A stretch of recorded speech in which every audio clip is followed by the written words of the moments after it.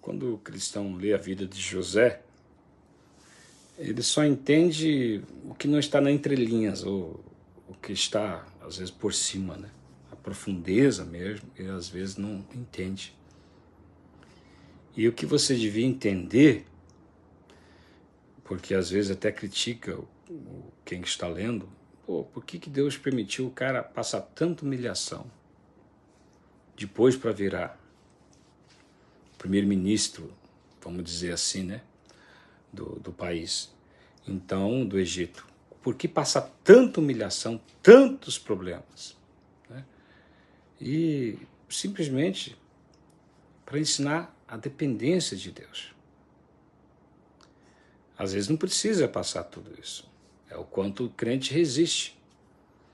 Então, quando você observa por um outro ângulo a vida de José do Egito, você observa que ele era mimado, criado pelo pai, cheio de orgulho, e Deus tinha um propósito. Você viu? Não é quer dizer que Deus tem propósito, a pessoa não tem pecado.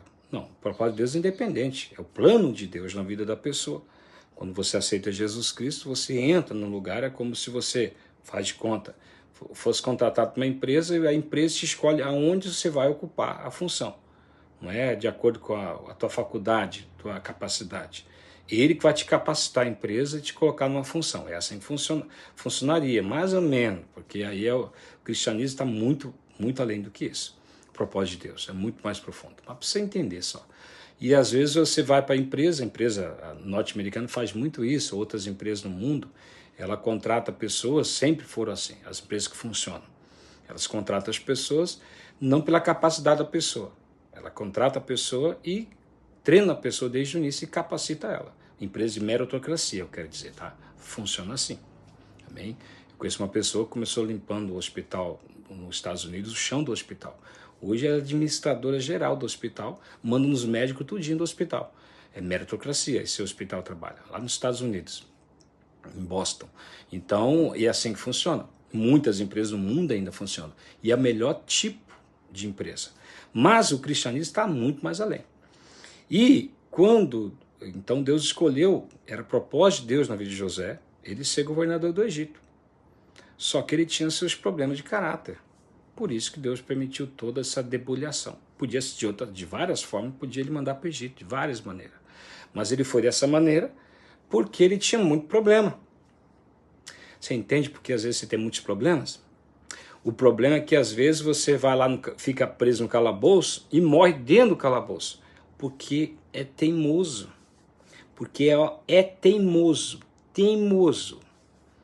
Tem crente que é tão teimoso hoje que morre no calabouço. Tá entendendo? Ele morre lá no calabouço. Ah, é que Deus tinha um propósito que através de... Não, gente. Limitar Deus de agir, de que só ser dessa forma, não. Deus teria que humilhar o cara só para de colocar no Egito depois, para falar que ele gosta de humilhar porque ele é Deus. Que isso? Seria falar que Deus é um monstro. Então Deus humilhou mesmo, mas porque o cara merecia. Tá entendendo? Ele humilhou o cara porque o cara merecia. Você acha que Deus ia permitir todo esse sofrimento? Esse sofrimento foi para o quê? Que nem Jesus. Jesus sofreu, aprendeu algo no sofrimento. Jesus aprendeu. Até Cristo, que era Deus Filho, aprendeu. Tá entendendo? É só depois outro dia eu falo sobre o assunto. Então, preste atenção na vida de José. Às vezes você tem o mesmo problema hoje. Tá vivendo a mesma situação. Agora a escolha é: José escolheu se humilhar diante de Deus, ser dependente de Deus. Por isso saiu de lá. Amém? Muitos crentes hoje morrem, né?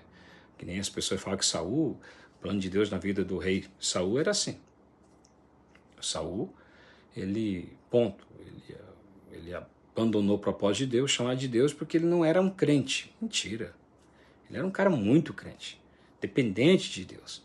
Mas de repente ficou muito autossuficiente, ficou orgulhoso. Parou de ter comunhão com Deus. Que nem um tempo, uma época que Davi tinha que estar ocupando uma posição, estar orando, estar buscando comunhão com Deus. O dia que ele não fez isso, a época, historicamente, naquele dia ele não fez muito isso. Ele acabou cometendo o pecado.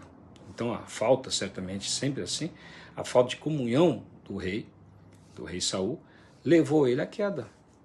Da mesma forma, ficou orgulhoso. A autossuficiência cresceu nele. E aí, ele até nem ia morrer naquele momento lá, né, da luta que ele teve que morreu. Mas por consultar a vidente, aí abriu porta para mais destruição. Deus não queria que acontecesse tudo aquilo, daquela forma. As pessoas falam, Deus queria. A Bíblia deixa bem claro que Deus não queria. Foi porque ele consultou a bruxa, a feiticeira, que ele morreu daquela forma.